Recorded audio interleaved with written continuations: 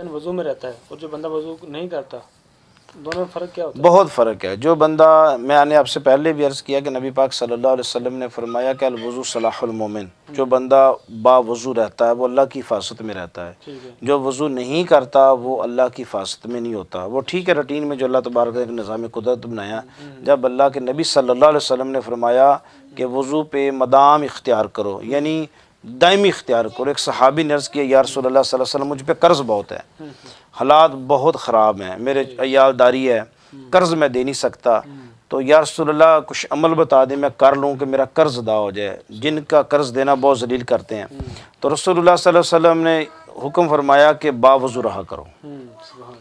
ٹھیک ہے، وہ صحابی جو ہے اس نے جا کے باوضو رہنا۔ اب دیکھیں وضو میں رہنے کی برکت دیکھیں، تو کچھ صحابہ فرماتے ہیں کہ کچھ مہینوں بعد وہ نبی پاک صلی اللہ علیہ وسلم کے پاس آیا اور آ کے عرض کرتا ہے کہ یا رسول اللہ صلی اللہ علیہ وآلہ وسلم، اللہ نے اس باوضو رہنے کی برکت سے مجھ پہ اتنا بڑا کرم کیا کہ میرا سارا قرض ادا ہو گیا۔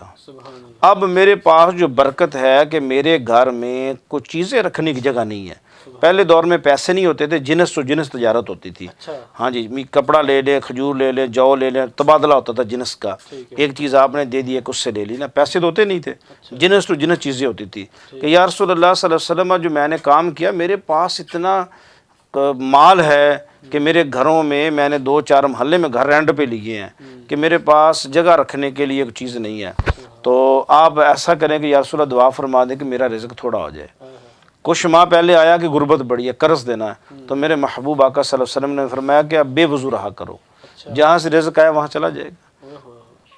اب اسی پہ آپ سوچ لیں کہ وضو میں رہنے کی برکت کیا ہے اور بے وضو رہنے کی برکت۔ گھروں میں جتنیاں یہ فساد ہیں، جس جو بندہ با وضو ہو کے کسی جگہ پہ جاتا ہے، دکان میں، فیکٹری میں، گھر سے باہر، اللہ کی حفاظت میں ہے، وہ جس چیز کو ہاتھ لگائے گا وہ چیز اس کے لیے دعا کرے گی۔ عورت گھر میں بے وضو ہو کے کھانا پکائے گی تو کھانے کا ہر لقمہ اس کے لیے بد دعا کرے گا۔ اگر با وضو ہو کے آٹا گوندے گی، با وضو ہو کے روٹی پکائے گی، با وضو ہو کے سالن پکائے گی، با وضو ہو کے وہ سارا گھر کا انتظام انسرام کرے گی، تو سمجھ لیں کہ اس گھر میں غربت نہیں آ سکتی، اس گھر میں پریشانی نہیں آ سکتی، اس گھر میں مصیبت نہیں آ سکتی۔ وضو بہت بڑا تحفہ ہے، ٹھیک ہے نا۔ صحابہ اکرام رضی اللہ تعالیٰ عنہ اجمعین ہر حال میں با وضو رہا کرتے تھے۔ با وضو رہنا امت کے لیے اس قدر ہے کہ جو بندہ 40 دن با وضو رہتا اللہ اسے کشف عطا فرما دیتا، اس کا دل سینہ ہر چیز کھول دیتے ہیں۔ تو یہ گھروں میں انتظام ہونا چاہیے کہ ہر عورت کو، ہر مرد کو، جہاں بھی رہیں، جب بھی چھوٹا بڑا پیشاب کرے، واش روم جائیں، بیت الخلاء میں جائیں، تو وضو کے بغیر نہیں آنا چاہیے باہر۔ یہ فرض کر لے گھروں میں کہ پیشاب جب بھی کرنا ہے تو وضو کرنا ہے۔ جب آپ ہر حال میں باوضو رہیں گے تو سمجھ لیں کہ آپ کامیاب ہو گئے۔ جب آپ نے ہم بے وضو ہو کے گھروں کی چیزوں کو ہاتھ لگانا، یا گھروں میں رات کو باوضو ہو کے سوئیں، ساری رات فرشتے پہرا دیتے ہیں۔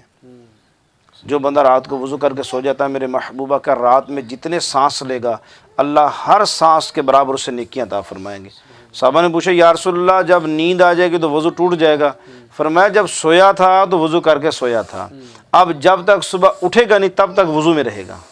وضو ٹوٹ گیا وہ علیحدہ معاملہ، لیکن ثواب اسے ساری رات کا ملے گا۔ یعنی یہ آپ کی اس نیکی کا جو آپ نے رات کو سو کے کر کے سوئیں، ساری رات کو آپ اجر عظیم ملتا رہے۔ اس رات آپ فوت ہو گئے، کوئی بندہ بھی رات کو وضو کر کے سویا فوت ہوگا، شہادت لکھا جائے گا۔